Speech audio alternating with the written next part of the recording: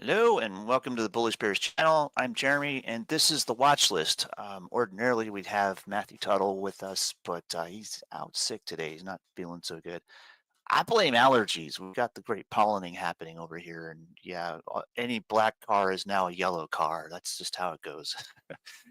Anyway, um, I want to kind of give you a little bit of forewarning today. If you're watching and you're not familiar with a very particular pattern I like to call out, I would suggest cupping your hand and placing it about 2 inches under your chin, because what I'm going to show you is going to blow your mind.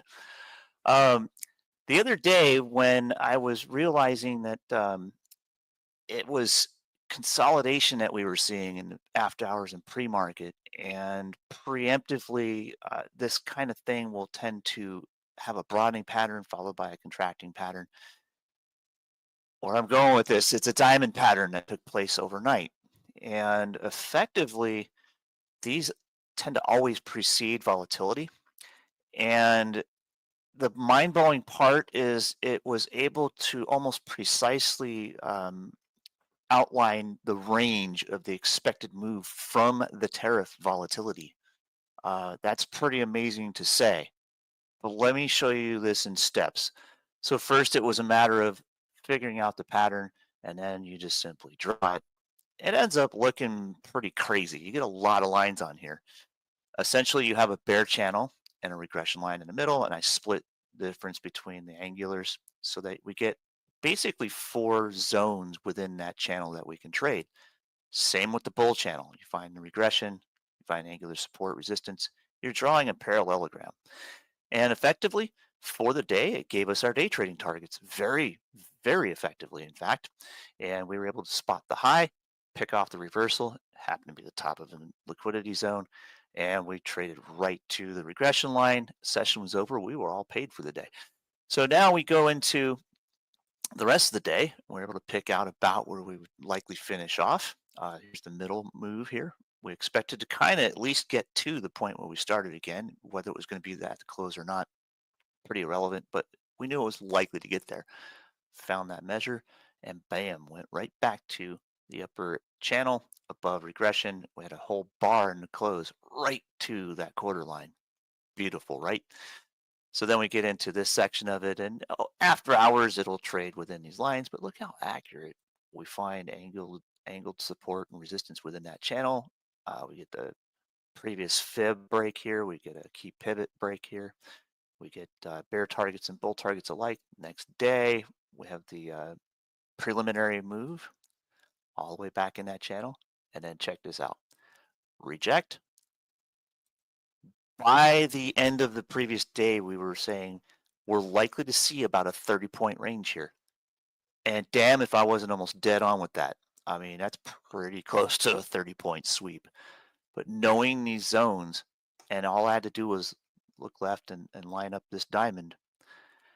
The last time I did something where it was range that was this big and it shelled it out and outlined it was the mic drop moment from one of the Jackson holes. I think it was 2023 or 2022. We had exactly the same pattern. It took place across the period of a day, an open market day, and it did the exact same thing. Only that was a 50-point range on SPY. So kind of a same. This pattern is pretty accurate at preceding volatility and defining the range within volatility as well as the trend channels within. It is neat. Learn this pattern. Visit the Bullish Bears page, and you'll see I've got a couple of older videos explaining how to spot and how to trade this pattern. And it is unanimous with volatility. And boy, did we get it right. That was one hell of a good short. All right, so now you can put your hand down now. By now your jaw's relaxed and you're able to close it again, I hope. That's pretty neat though. I gotta say, I'm gonna mess my elbow up, pat myself on the back. Okay, moving on. Um, Going forward in this mess, my initial target in this was going to be about 452. We're just about there now. Where do we go from here? Well, eventually this diamond pattern will probably be irrelevant. Eventually we'll see just the angular resistance in the upper end and the angular support become our expected range. let's move it out further, and I'm going to turn my drawings off because by the time you get to this time frame after drawing this in a 5-minute chart, it's useless and annoying quite. So let's look at the grapes here. We've got a big primary move. We got this accumulation. We had the relief rally in it. We were able to scalp this. If you've been watching the show, Matthew and I have been saying time and time again, be careful in this market. Be careful. Be careful. And I also like to coin the word for traders, shorter term, being day traders, intraday traders, be nimble is a better word to say. And when we have a consolidation range, I like to split the difference. We have a primary move. Half a measure move takes us to this low here, right back to this base. That is also about the upper half of this entire trend here. So we could see a move come down and visit the 445 area, 446 area pretty readily. And we're on our way there now. That's a half from this being the primary. So this is about where I would expect the bear market trigger to be if all the Chicken Little crowd saying recession, recession are accurate in this. And worst case scenario, the European bloc as well as China and a few other countries start to say, "Hell no, we're gonna reciprocate these tariffs and make it worse for you too." Eventually, it'll come to a head, and I'm sure people will start pulling them off. That's the intent. We're taking a bit of a gamble, but we're pretty calculated in this as a nation, to put this together. The idea isn't to just sit there and tax everybody into oblivion. The idea is to make fair trade real again, make it something where it's not a globalist money grab. It's a let's have fair trade and fair values and do what we can to give all of our various countrymen a fair chance and a fair swing in the world market, not just their nation. Hopefully, that's what ends up happening. I don't want to get into politics with it, but everybody's got the same idea. They want to live peacefully and prosperously. I don't think there's a single human on this planet who can't agree with that. Um, but anyway, economics aside, we're looking at pretty good bearish potential. If we hold that line there, we have a chance of bouncing back up. Sure, we can give a half back rally into this mess here and maybe give us a reversion trade to like 470 or so. Very possible. But again, just be nimble in this market. Scalp it alike all you want. Bear markets are great for paying day traders. We kill it in this environment. Um, but I'm also going to say swing traders shouldn't just bow out of this. This is what inverse ETFs were made for. If you're a swing trader, also if you're looking at taking the bearish trend, you can go into option stuff. You can still be an options trader and a swing trader. It's kind of the principle. So you can look at like put debit spreads to ride this down and be frugal with your risk at the same time. Strategies will apply. I've said this before, and this kind of resounds from our entire community from the get go. Um, it's not about what you trade; it's about how you trade it. And this market is going to absolutely drive that home for everybody, whether you're a beginner or you're a seasoned trader. You're going to remember that phrase because it is absolutely about how you trade it.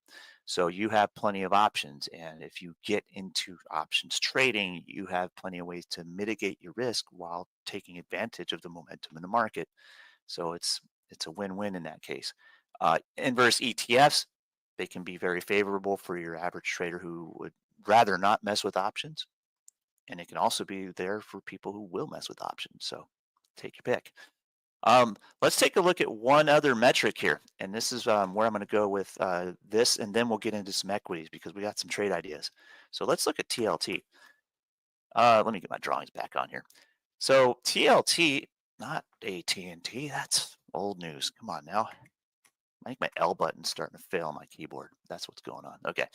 Descending channel here. We've gone through this 100 times. Sig and I over at the Bullish Bears community, we've been talking about this move for a long time now. And although it did give halfbacks, it did give some volatility here, it's still generally likely to finish this measured move back to the upper edge of reversion here for this whole trend. A to B was here and here. So this is the halfback. And we're above half a measured move from the primary down here. We're in motion and we're in the right market conditions for this to continue. Don't forget about the previous high, though. Take a note from this high here.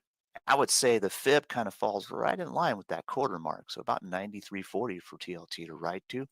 to continue this move. And if economic saber rattling starts to happen again, or national political saber rattling, we could call it, starts to happen again, well, we kind of have an easy target here. Trade it. We're looking for continuation in this move here. Let this accumulate. It's got to break this little LZ here and give us that finishing move here. This is where I always say write down that rule, half and whole. A little parenthesis mark at the bottom of that post-it note should be and sometimes quarters. This is one of those times where you say and sometimes quarters. So about 93.40 is the bull target from here to here. If you got long at 92.26 and you waited and you got a late entry on this, or you started entering it on Liberation Day, yeah, there's your sign. That was your entry. If you were longer term, you got in on the break of support, break of resistance here, and you went long into this mess, took your profit here, and reset your position in the half back and carried it forward to back to the return of the half measured move. Easy peasy. You took profit on that. Probably caused a red bar here if a bunch of you were following this, and now you're looking for we could get long again and ride it to the next level. So TLT is looking pretty fruitful here. There is still some hope for green at the end of the tunnel. All right, let's move into a few equities here, and these I mostly picked off of the heat strategy mailer, and some of them I added on my own. I love to throw a curveball in there every once in a while. One that I'm watching, I'm a bit skeptical about at first, but later on it'll make sense. If you start to see the retail margin affected, I've talked a little bit about the fact that most retail sellers are or retailers.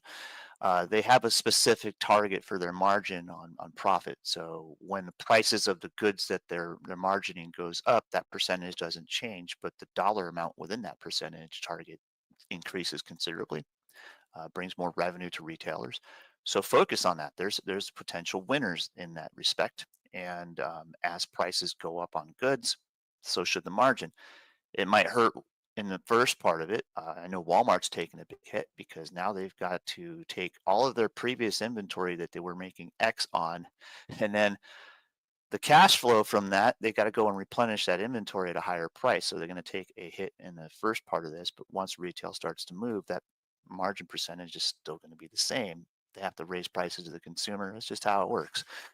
So effectively, it's going to hurt in the beginning and eventually take a approach to being profitable again. So one I like to look at in the meantime is I keep an eye on Shopify, and we are right in a respectable liquidity zone today. We just mapped it right to the base here and bounced. I'm looking for a return for short-term reversion if things stay favorable for this guy. Watch for a reversal in this area. We make it a good bullish swing trade to about 94 bucks. And let's look at the 2 hour here. We pretty much dipped that zone. The buyers were there. If you look left, guys, those zones are so obvious. Find the big relevant wicks. And this is an old one. You can see it was rejected here and eventually broken, tested again. Very old zone. I never wiped it off, and it has been just fruitful all the live long day. Every time I see it hit, and it actually stems back to this candle. I dragged it at some point. It happens. My charting is clumsy, and I never lock anything, so that's my fault. But it's still relevant. That's what matters. Look for a potential reversal in this mess, and we could see a reversion trade to about 94. There is some downside risk in this as well. Sure, we could start eating back to the base of this MM here that we plotted out back in the day for this bull move. And that is possible. We could see some fade in there, and then this would be a resistance area. Treat it like a pivot, but it's got range. It's its own pivot range. Let's call it that. So effectively, we could see some reversion trades set up in this area. If not, oh, we can always bail and wait for this to hit the low and then test it again. That's respectable. You want to be nimble in this market condition, and just watching for a reversal here is your primary function. And if you see one that's relevant, you could see a good swing trade come out of this. I'm looking at a couple of things here in a 15-minute chart. Watch for doji to complete here, maybe a test of this low one more time. Look for like a double bottom or something like that, something to give you a respectable entry and give you some momentum to go bullish. So keep an eye on Shopify. It's going to be high on the list. For shorts, well, Target, man, made a very beautiful measured move overnight here, obviously. Um, Yeah, that was a pretty obvious short. They're gonna, like I said, retail's gonna take a hit in the beginning. I'll look at Walmart in a minute too. I didn't even map Target out because I pretty much lost interest in trading it. But a while back, you might remember that I had this bearish measured move mapped out, and it's finally coming true. It took forever. This is a monthly chart. This is where I had the map, and if you block, I deleted it for some stupid reason, but if you block this out, you know what? It might be on my other Webull account. That's probably what it is. We are below the half MM. Target's down here, pretty obvious. Bearish target about 76 bucks. I like it. It's a good looking short. They're going to be, like I said, in the front end of this, a loser until they replenish their inventory and reclaim their margin. Just how it works. So keep eyes on this thing. We should see something give us a sign of a reversal down here. But for now, the bears are in control. And short term, this measured move here could do a 2-for-1 and wind up a little lower, maybe 85.50 would be a good support area for a short-term trade, and a long-term target still the same. It's pretty obvious. All right, let me reset this so it doesn't go crazy when I hit the next one. NVIDIA, good Lord, tech is getting beat, and NVIDIA is one of them. Um, can you retool and produce in the US and start to say maybe we get a chance at reclaiming some things? Yeah, okay, we could say that. Just be aware that and NVIDIA can be nimble in this market, but infrastructure always takes time to produce. So I don't know that there's any temporary packaging facility they can put in place anytime soon. Manufacturing still has some capacity here in the U.S., but that stuff is even shipped off to China for packaging, like components made here, assembled in China into most likely video processors, stuff like that, sent back here as a package. You get the idea. Can we construct those here? Sure, but it's going to take some infrastructure to do. So in the meantime, yeah, we're looking for a pretty smooth wipe to fill this gap back here, and 95.70 is a pretty good target, maybe 95.50 in this range if we break this level, and we're just on it right now. So I'm going to put a mark or two on that gap, and note that the doji for the day so far is at the top of that. So if things remain bearish for NVIDIA, well, we know where it's going. Right between the gap here. It could fall into the gap. Aha, no pun intended. Primary move set, accumulation's broken, and there's your first target of support right here. And if it gets a moving, that gap is pretty much an MMOA. Okay. One that Matthew mentioned also, he did mention NVIDIA as being a short-term loser in the mailer. Let's look at LEN. This is Lennar. Um, yeah, I can pretty much see the writing on the wall for that. But let's go over the weekly chart. Where's the support level? Well, bearish MM, primary made, secondary hits right back to this base, about 101 and some change. So bears are sweeping this stuff and making money real fast. But watch out when you see buyers, and they are likely to be here. Think back. There's your wick, right on that zone. Watch for buyers anywhere in this range. I'm going to leave that one purple because it's a weekly liquidity zone, but it makes sense. You can see it was previous support. You get the idea. If we see another one of these and we see a nice little morning star set up on this in the base, yeah, we could get a nice little reversion rally. So it might not take long for a reversion, but for now, the bears have it. Let them run it. One that I think will be pretty bullish here, and it's obviously bullish, Kroger. Man, what a U.S. producer of pretty much everything. They don't do much with China or really anybody. Kroger is awesome. Um, Look at the amount of cheese Kroger manufactures themselves and distributes. That alone tells you it's a pretty big business, and I think Kroger's really taken excitement to this expected move here. That primary, and we've just hit the secondary target here at about 71. Just eyeballing it. Can we go higher? Well, this isn't a Creed song, but you get the idea. We're parabolic now. I'd love to see it pull back and give some reason to about 69.50 or so, and then maybe continue this trend. but what I want and what I get aren't going to be the same thing for sure here. I think we could absolutely blow away 71 and continue to 75 pretty easy. Um, Taking this into effect here, let me go ahead and draw it for you. So we look at this accumulation, split the difference, pop it up here. That's the line to beat right there at the 71. And if we get another half M, and these I'll change to gray so they don't blind you. Ah, now my mouse button's wearing out too. I gotta get a new mouse and a new keyboard. I've cleaned them. Trust me, I service these things. All right.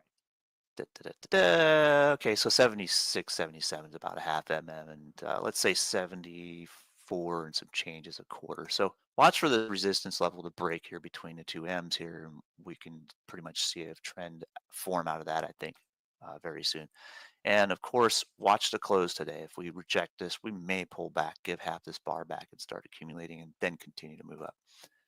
Hi, Marzidi. I see you on YouTube now. Finally noticed you. You probably had that comment up there for like 10 minutes.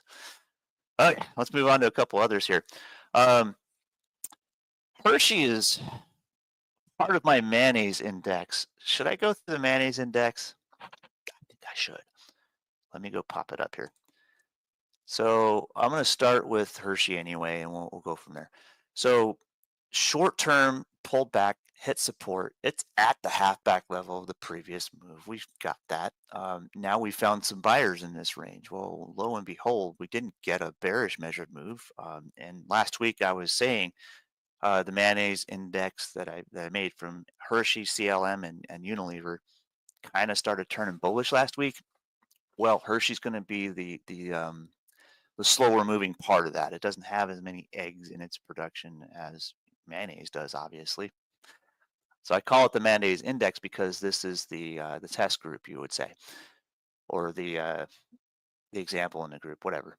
Uh, Long story short, I was expecting more accumulation here than anything, and slowly but surely we can see this looks like bear flag that could be failing here. Buyers found it right at support and snatched it from the fire right in the half back level.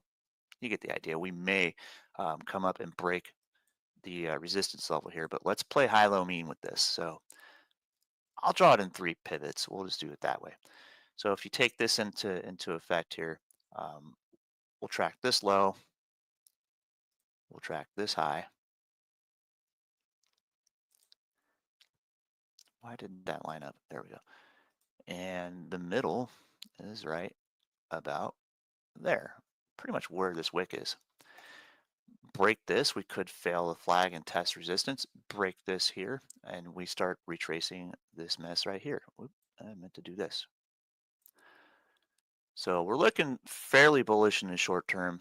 This is likely to give us a little bit of momentum beyond this point, and it's given us some decent trade setups. 167.50 is a current resistance. Target, if it breaks that, is 172.40. Pretty obvious. If it rejects here, it can make a second low in this range and form a double bottom here. It's playing high-low mean in this broadening pattern here. We could see a sweep back to 162.60 or 50-ish and then return in here. We could range that for a while. So keep an eye on this one. This one's going to be the slower mover, but it's also got some pretty good bullish expectations. Very, very US made product there.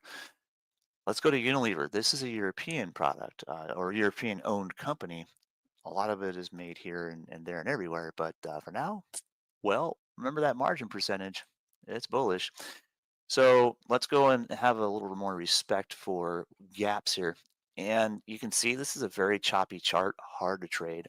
I'm using it as an index more than a trade, but let's put some HA candles in play here and start looking at measured moves. This is a pretty simple one, obviously. You've got this primary here. Let's sweep it to half of the accumulation. I eyeball these things. I never have to be dead on. I just have to be close enough to make a trade out of it, right? We're in motion, and lo and behold, this is our high. Our 86.6 fib level will be about in this margin here, and it lines right up with a bullish MM. Let's see if we melt back through the 62, 63 level, and we could target this about 64 $4 or so.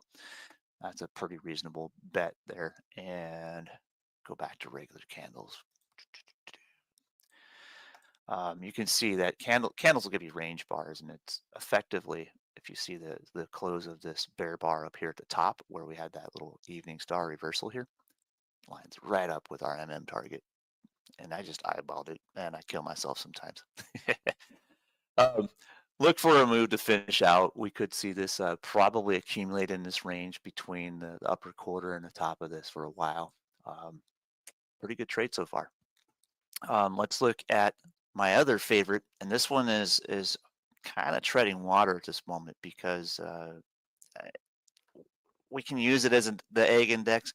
Prices came down a little bit, but they stopped for a moment during our current issue with Liberation Day. But we're still playing high, low, mean. We still have all three zones intact. And as I was saying last week, we just started to turn bullish, and here we are moving. Do we have some range for a potential breakout trade in here? Well, we're accumulating in a range already. We've attempted the high here and we came back and tested it. So if you wanted to play high, low, mean here, the line to beat is going to be that fib. Or if you're using a 2 hour chart and you realize, hey, there's a wick here, there were already some sellers. Um, we could see some resistance here in the short term, right in that area, about where the liquidity zone would be on the 2 hour candles. Those I mark in orange. Those are the real winners. I love trading range to range. So if we accumulate here for a while, that's fine. It's still generally bullish. It's just accumulation, and eventually it'll break out. If we start to break above this range, well, the next zone's right here, baby. It's pretty obvious, and that's basically high, low, mean of the entire trend here. So far, so good. And probably by about mid-April, as I said before, when we first had about mid-December, the bird flu was causing a culling of the flock.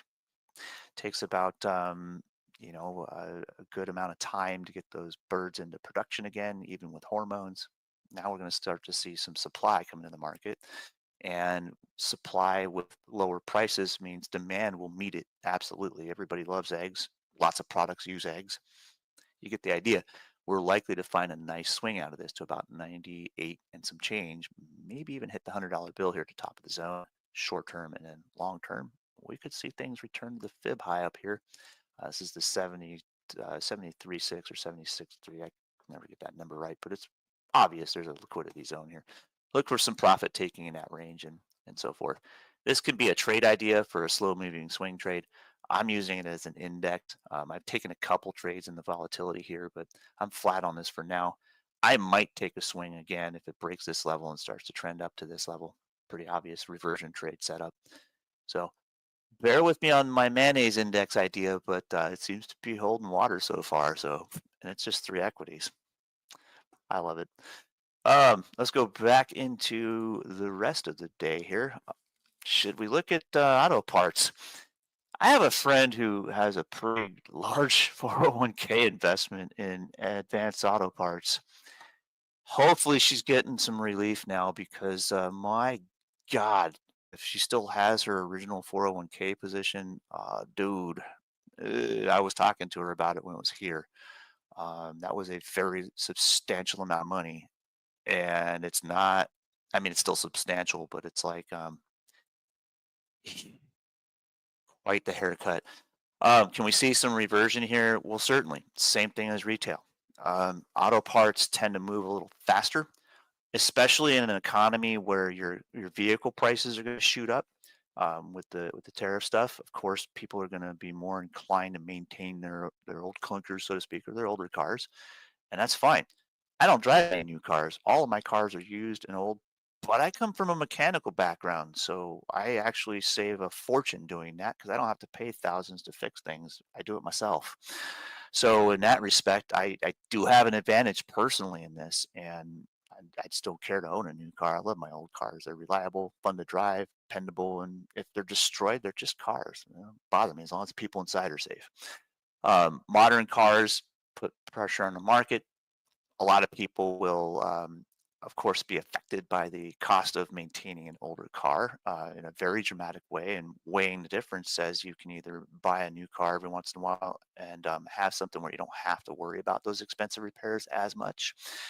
And in the long term, it makes sense for people to trade those in and get something new every once in a while. And then there's a whole industry based on used cars that has picked up the slack in that.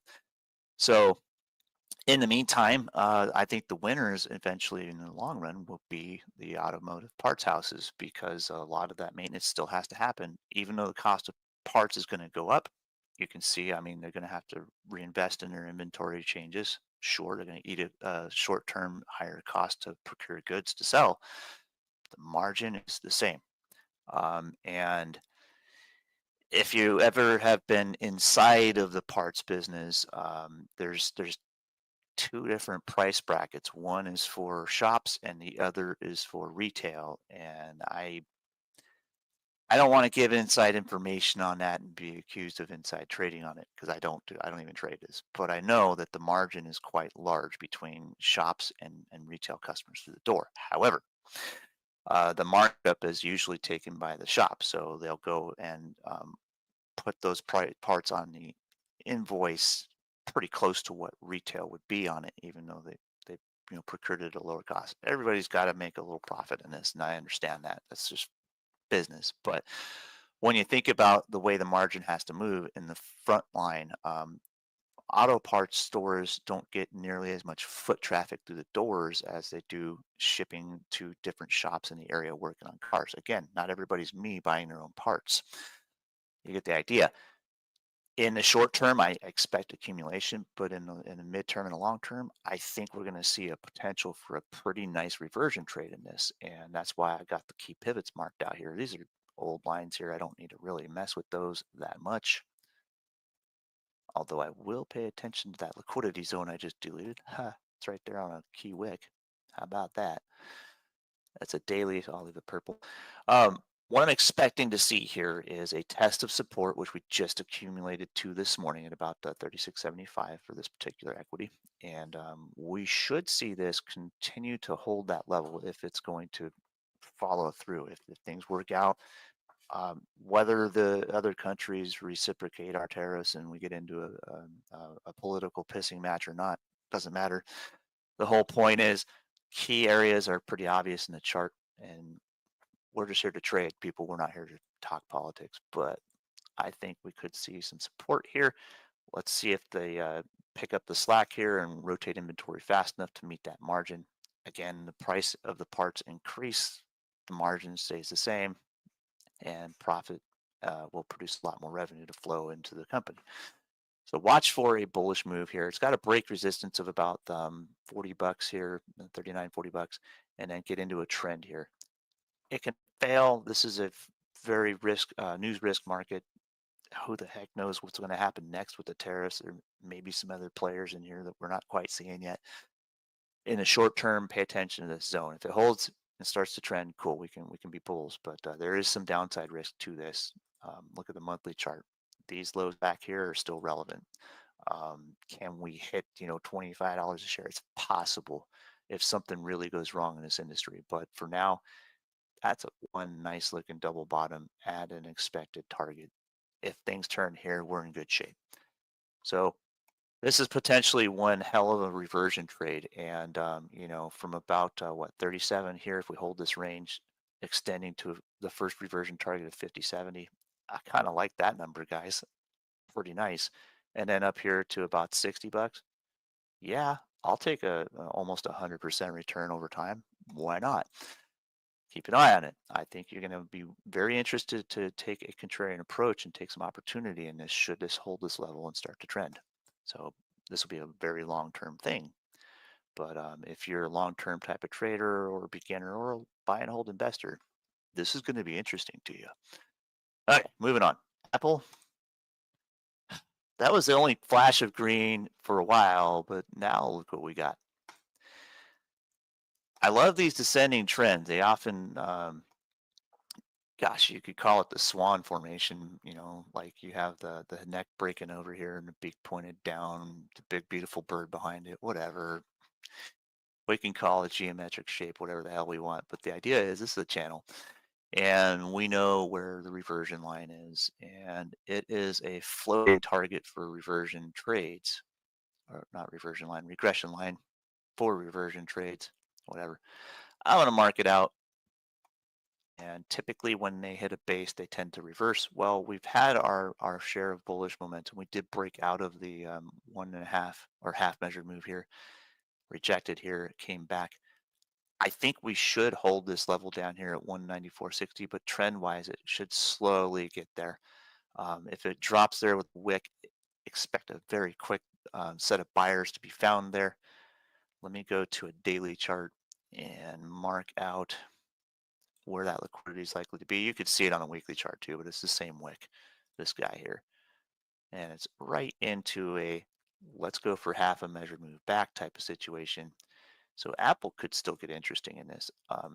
Economically, I don't know where I would like to examine that and call it out for, whatever the economical ramifications are, but for a technical analysis point of view, that's a pretty good support area to watch.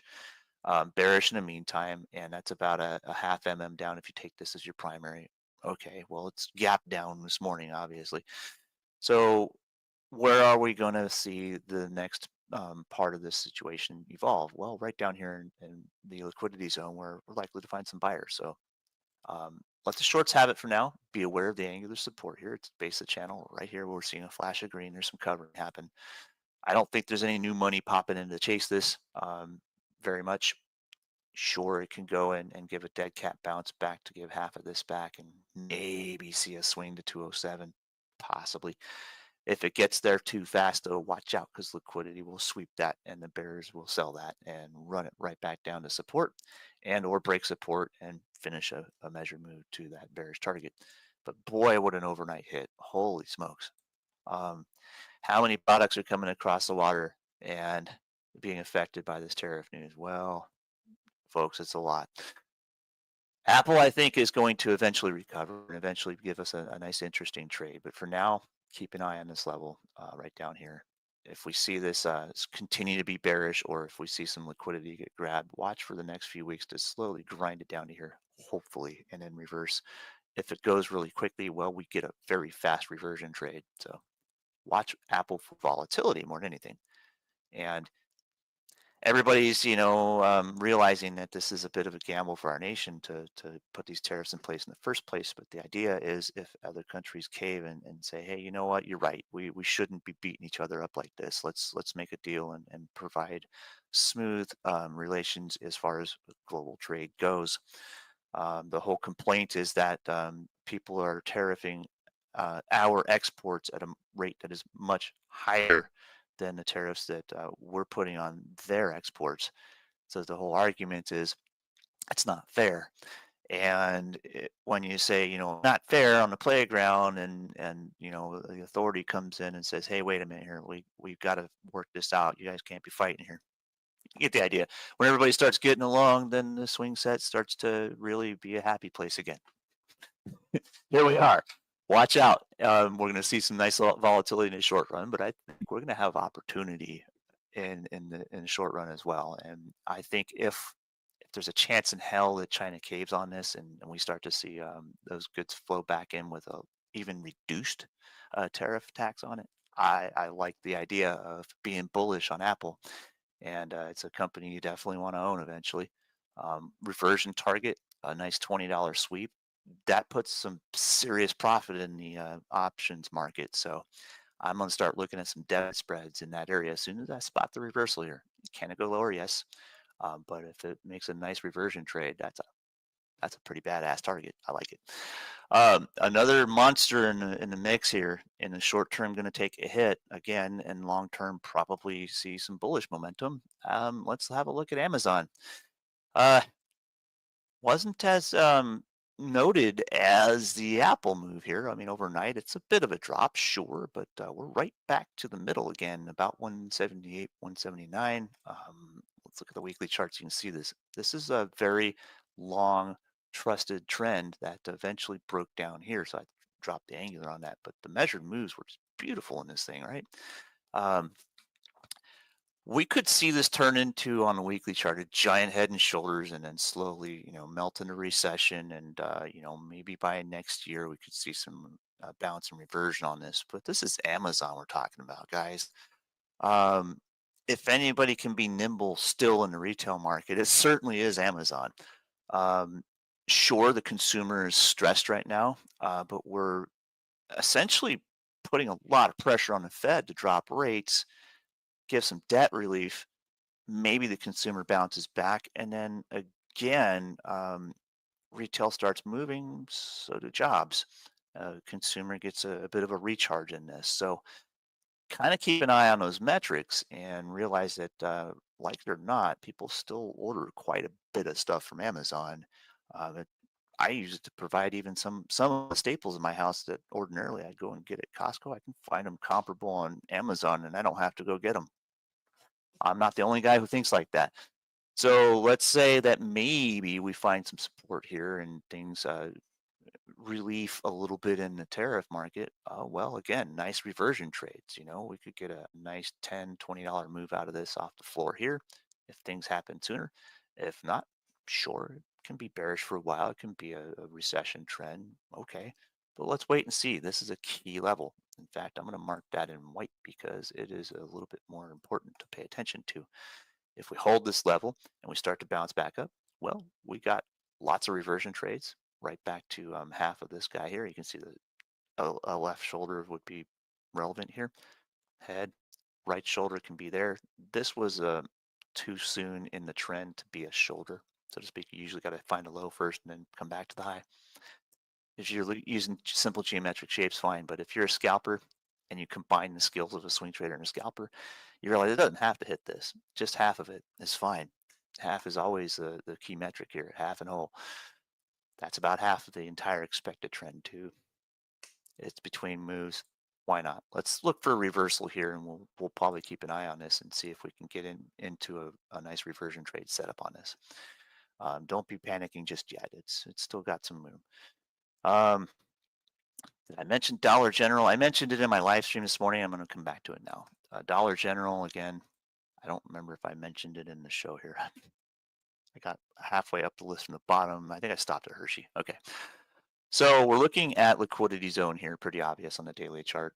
We're looking for a break above half that zone above about 93.50. And if we start to break out of this above like 95.50, we could see a nice reversion about half back of this gap here, which was a earnings gap. Dollar General is going to be a prominent winner if things remain, i- in recession territory or bear market territory. Dollar General's got the bargain, man. And I see a short-term reversion target if we break this down. If you think of this like market structure, it's kind of where you'd expect a trend to begin, and surely it has. We're right up against the key resistance area. If you've looked at any time I've pointed out market structure, this is where we go. If we break this zone, there were some sellers here. So like the open of this candle was here, the close is here, but it did have a high that spiked into where some more sellers were when this formed. So when we had the earnings announcement drop, it bounced and then went back down and closed back down here. So it swept the zone. And if we break out of that, think of it like a goalpost, so to speak. We smoked that reversion target here.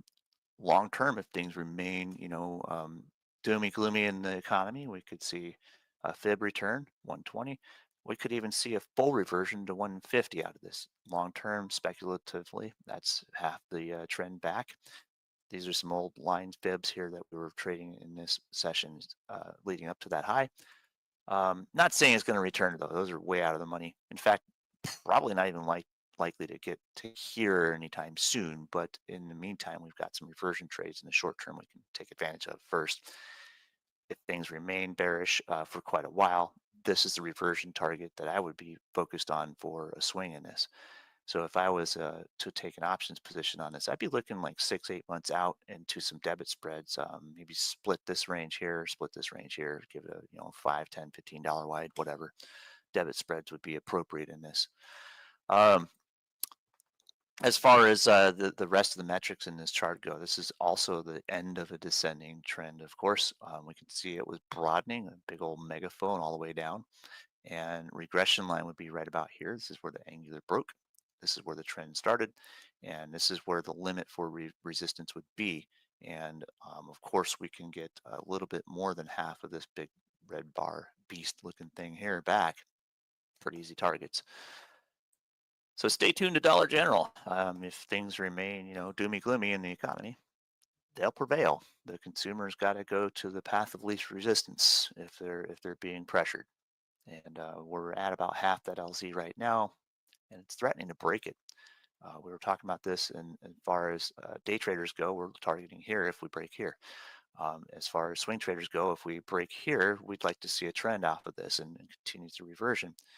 If you combine the day trading and swing trading skills, this is a reasonable entry above half where you've got all this profit cushion to fall back on should it reject here. So the prudent swing trader would take an entry on a break of half and expect to at least hit this target, and that gives you a cushion of profit. So if things reject here, you hit the bailout button early in your trade, but you bail out for a gain instead of a loss. That's the prudent thing to do. So combine those skills and you get the better entry for most of the swing traders. This will be a day trader's action zone, and the swing trader's zone would be break this high, fill the gap. Everybody loves seeing gaps fill. They always look at those. That's just kind of a mental target for everybody up here, back to this high. I like to digress. I like to say, well, let's split the difference here. Half a move's good enough for me. That's plenty of profit on the table. And if I set my limits to get out here and it starts to threaten to break above them, I can ride that out. I've got all this cushion back here of profit I can still hang on to. So long-term trade, we could stay hit these highs. I'm not going to put a mark there just yet, but if momentum carries it above here, I'll just drag this up there and move the goalpost. Swing trade is on in this one. I think we're going to start to see some interest in it, and we're already seeing interest in it today, and we're already seeing continuation from this trend where it broke the market structure resistance line. Watch out. We got the sky above us. So Dollar General looking pretty good. Hopefully that's not a whole bunch of people asking for me on the Slack channel that I belong to. Stick it on the YouTube. I'll get it to see it there. I only have a few monitors here. I can't go looking at everything. My other big old elephant in the room, guys, or this is the gorilla. I don't know what to call GM, but I smile whenever I short them. Come on, guys. I get my tax dollars back from that bailout. Looking at this thing like, it was a pretty good short here. We caught the reversion, and I was saying I'm not going to be a pessimist and say I'm going to continue shorting it, scalping the rally back. Cool, good idea. Get the hell out before Liberation Day. Great idea. Now we broke support. If these tariffs stay in place for a while and they shift into putting a little more pressure on Mexican imports, we're going to see some changes here. As my voice is failing. If GM remains bearish, half a measure move is still 42.91. Target is about half of that. And give or take, you could see it break that. And full move is all the way down here to like 38.90. So watch this, guys. This zone here is going to be crucial. If we start breaking below the low of this and get below 45, 46 bucks, we could see the trend and give a fast bearish measured move. Plus, we have earnings coming up. So if these tariffs remain in place and their front lines hurt, they can be pretty nimble in this, but it's still going to hurt in a short term. So we could see a very fast bearish move set up in this thing leading up to earnings. From there, I don't plan on holding through earnings in anything as far as GM related stuff goes. So I would say it's looking like a pretty decent short for the short term. Right up to maybe the week of earnings, be a little more cautious or nimble, or maybe hedge some of your trade, whatever you got to do. But for now, I'm thinking it's likely to make a nice bearish move. If we get this whole move repeated down below, you get the idea. It's about another quarter move. So I'm looking at a decent bearish setup on GM. The bear flag is complete here. We got the liquidity grab. It's just typical. I call it the pop and drop bear flag. All we got to do is break this low and got momentum to take it lower. All right. Well, I started at 11 today. We've got about 10 minutes left. Let's see if we can put some filler in here. Hmm. Oh, let's go revisit a couple things. And speaking of automotive stuff, let's go to Tesla. I don't want to get political, but man, going out and thrashing someone's car because you hate someone is stupid. Cut it out. You're not really making a point. You're just being an a-hole. Bottom line, you suck. Um, I don't care if you bought a Tesla or not. You got to realize that they're not just a car company. And if you think about things in that perspective, it doesn't have to keep being a car company. If they really want to make a choice and go into building robots instead of cars, they can. Everything's in place for that. Um, it's an affordable robot that can literally go and take the place of factory workers. Oh, one day we might even have robotic butlers in our homes and have them affordable at consumer levels at that rate. It'd be like buying a car. Think about that. Um, I'm not saying it's going to be anytime in the near future, but it's possible. And possibilities, as we know, become probabilities to certain entrepreneurs. We all know the guy. I don't care how you feel about him personally. The dude's a businessman, and that's where the genius is. This is a very nimble company. It can do whatever the hell it wants. So think about the price action in here. Yes, short term, we've got some movement to the bear side here, but everything is in favor to say we find support in these ranges, and eventually this becomes a very nice swing. Well, we have earnings coming up here. We're set up at a low.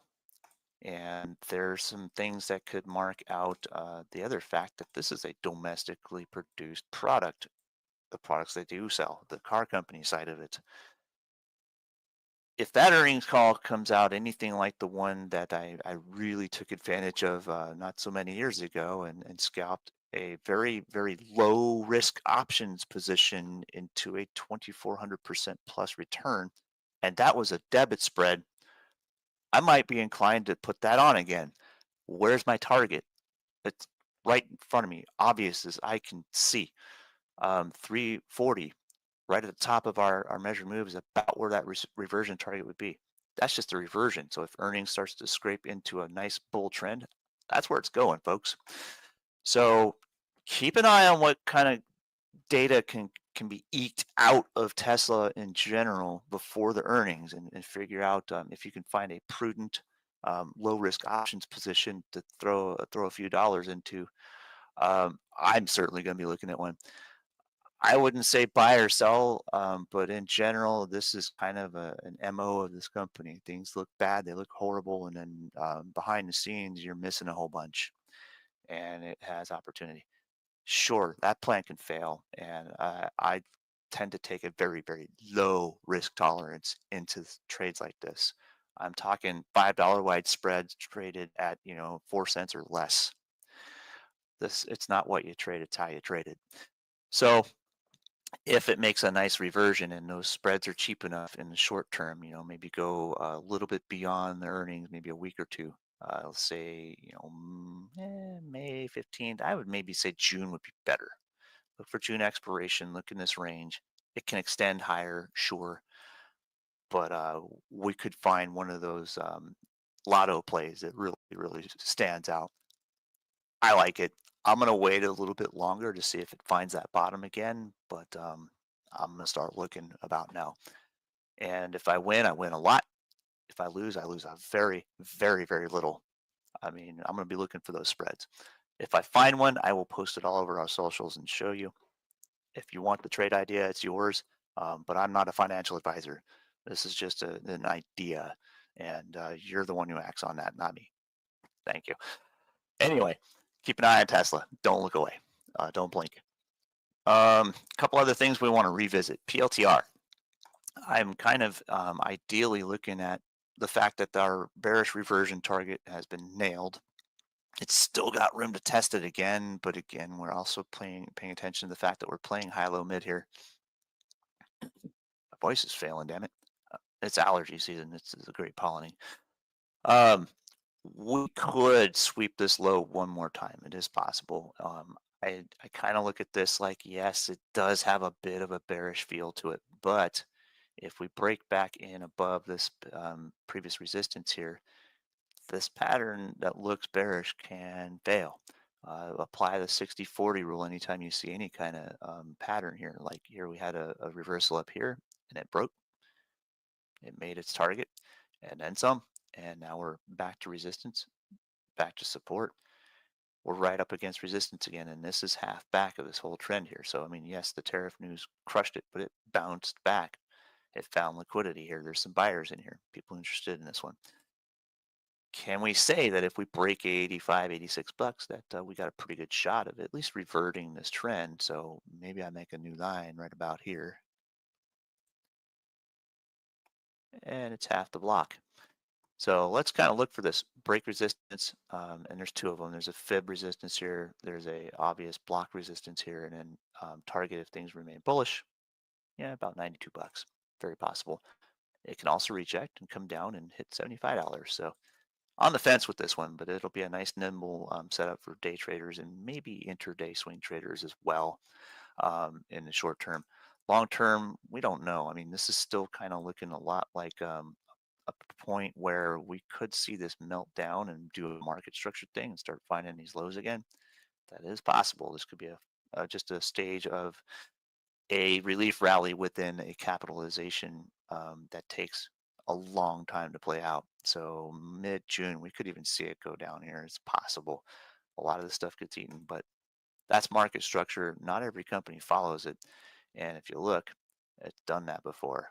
There's your IPO, your high, your accumulation, your market structure, your trend. That's all done. So does it happen twice? Not necessarily, but this does look pretty damn parabolic anyway. So be aware that we could give, all kinds of this back. There's always going to be downside risk in this one buying at this high. But then again, we can take some reversion trades. We can scalp it back to the highs, and then we can flip our script. We can change with the conditions here. So be adaptable, be nimble, and this thing's going to give you some decent trades. I don't have exactly a short-term target on it unless it breaks this resistance and starts hitting the fib and then back to the reversion target here. But um, certainly watch it.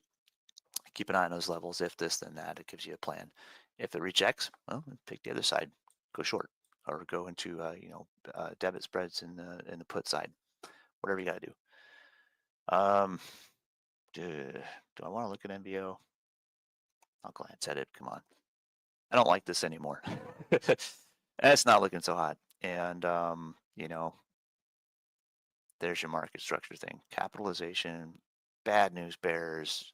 It's being attacked by, all the current political stuff. Yeah, okay, it's found support here, but I think it's got a pretty good shot of getting below market structure resistance, which would be right about here, about 56 bucks.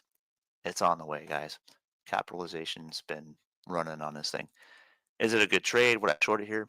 Yeah, maybe I might take a short-term swing on it, but is it set up to maybe give you some structure down here? Probably. In the short term, can it revert? If you get a news pop on it, like RFK says, okay, well, let this go for a little while, whatever. Who knows? I don't like to pay much attention to politics, but the chart told me it's pretty bearish. I wouldn't trade it bullish in this respect, but I might, if it makes a reversion and then rejects, I might go bearish again. That'd be my inclination. Stay with the trend. MRVL, more of the same, but different thing. Can we see maybe support in this range? Let me go with the daily chart here. We're into the bar here. If it can hold 56, we might get a reversion trade back to like 66, a $10 swing or so. But if it breaks that, well, we'll hit the low again. Pretty easy. I'm not really interested in that. Hymns, well, it didn't last. Let's look for support maybe back in this area here. But again, this is one of those companies where if I'm interested in it, I might take a bearish approach to it. But that's going to be a biased decision. We did fail the high-low mean here. We hit the new low, and then we're finding some liquidity within the wick here, but I don't know if the bears are done with this yet, guys. So be aware that this can reject again and continue a little lower. Um, target to break is about 27 and some change. If we smoke that, we could see a nice clean bearish measured move with this being the primary. And that would put us pretty much right on point for that trade there. Let's see here, split the difference.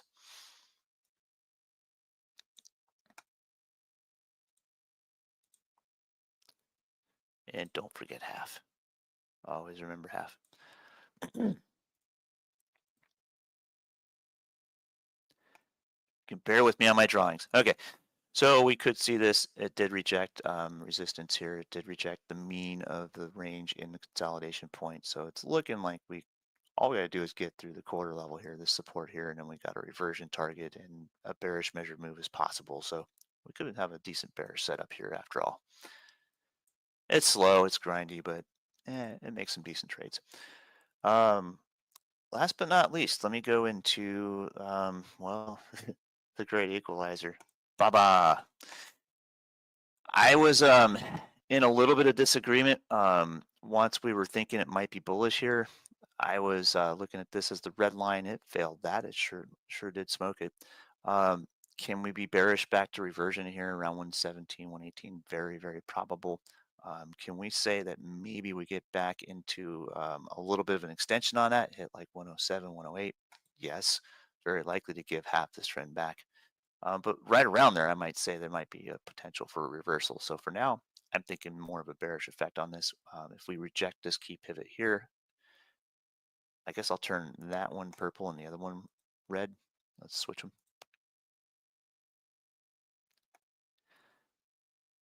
Not that one, this one. And dig into the 2-hour chart. So see if we can come back to it. If we reject here and continue to go low, that's going to be like the red line of the trade, and we should see a return back here to around 123.65. This is a rebound or relief rally type of situation where we found liquidity. We had the tariff news just destroy this thing. Dead cat bounce here, I think, more than anything. And if we reject here or here, there's your primary, there's your secondary target. Pretty obvious. We could make a nice clean bearish measure move after this, or out of this after all. Well, let's see. There's going to be tariff news risk on this thing, so be nimble if you're going to scalp this thing. I don't like trading BABA much, but when I do, it's usually just a debit spread, so I'll be prudent with it. All right, well, it's about 12 o'clock here, so I think we've done the whole hour, and we got quite a few trade ideas out there, and I got a couple that I'm pretty keen on. I like the way Tesla's setting up. I'll wait a few more days to see what's going to happen with that. Amazon, some of the automotive parts and service industry stuff I might keep an eye on. Before I forget, one last one I want to look at, and I worked for these guys for a little while. Don't forget about Goodyear. That is genius. Everybody was looking the other way on this one. I talked about it briefly last week, and here we are. Bullish as all hell. That wasn't really a prediction. That was really a let's go play high-low mean with this structure here. And we are just about to hit the fib of this wick here. In fact, we did 1050. Look for a close above about 1030, and we should see a trend fall out of this thing and maybe give us a reversion to like 1220. But man, what a move on tariff news. That was pretty exciting. Don't forget about this guy. This is another key metric to everybody's going to be more interested in maintaining their old cars for a while. And yeah, we all already know why. We don't have to, point at the obvious there, but these guys are in the service industry. Yes, they make a hell of a lot of tires, but they still have shops that produce service revenue. So in short term, they're going to take a lot of revenue on the service side, I think, in this, at least in this year. And then, of course, they're still selling tires, and that's a global thing. They're produced primarily here and there and everywhere. So be aware that tariffs will affect this, but in short term, badass bull trade. All right, guys, we'll see you.